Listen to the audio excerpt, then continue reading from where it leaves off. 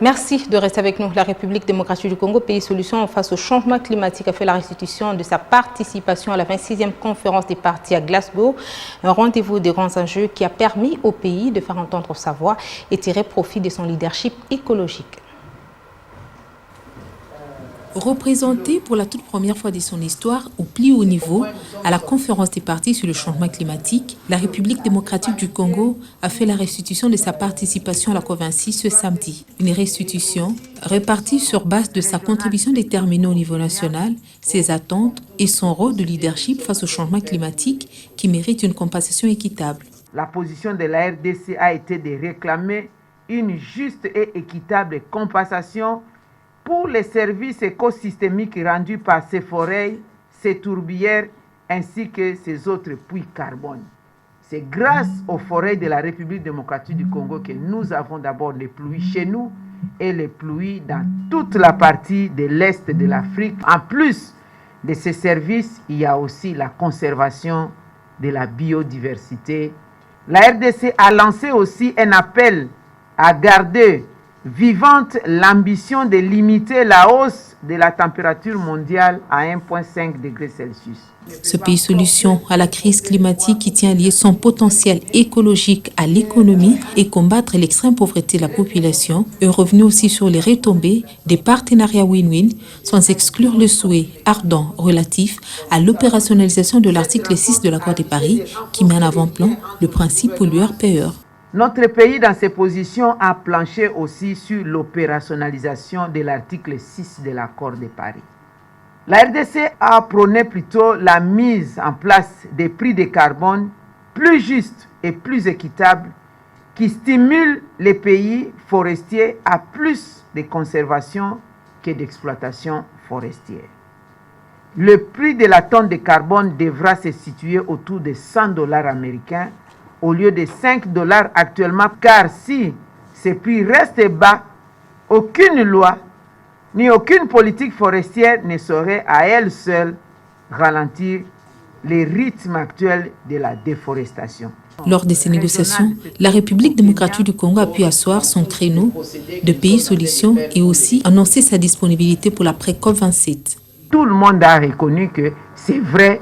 Le temps est arrivé pour arriver finalement, non seulement au cœur de l'Afrique, mais au cœur du monde. Parce qu'aujourd'hui, c'est désormais de notoriété publique qu'on ne peut plus parler des forêts du bassin du Congo comme étant deuxième poumon du monde. C'est plutôt premier poumon du monde.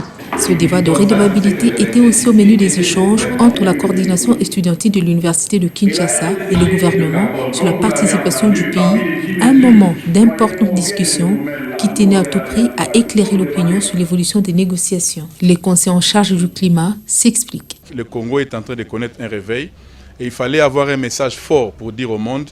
Et ce message est vrai, on n'a pas menti, nous sommes un pays solution.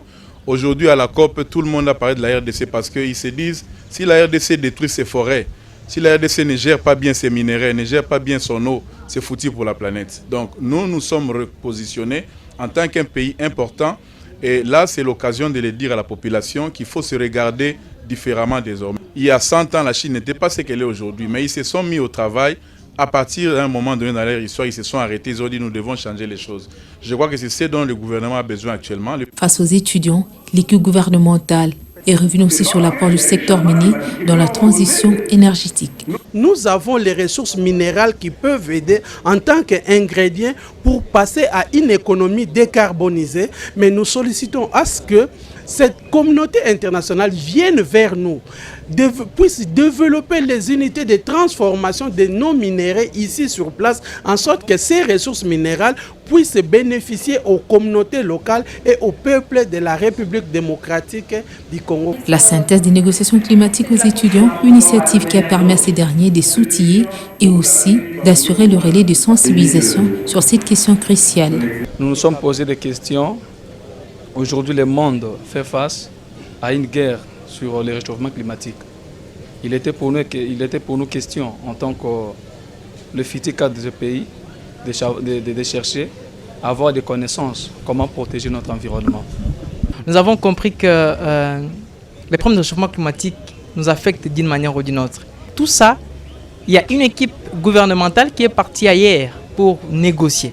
sur non seulement les conséquences, mais aussi la solution que nous, notre pays, peut apporter à l'échelle mondiale pour stabiliser les climats. Et au retour, étant une jeunesse consciencieuse sur les enjeux environnementaux, c'était important quand même qu'une délégation vienne nous expliquer qu'est-ce qui a été dit à Glasgow. Ce n'est qu'une partie remise. Les séances de restitution sont annoncées aussi dans toutes les provinces de la République démocratique du Congo dans un futur proche.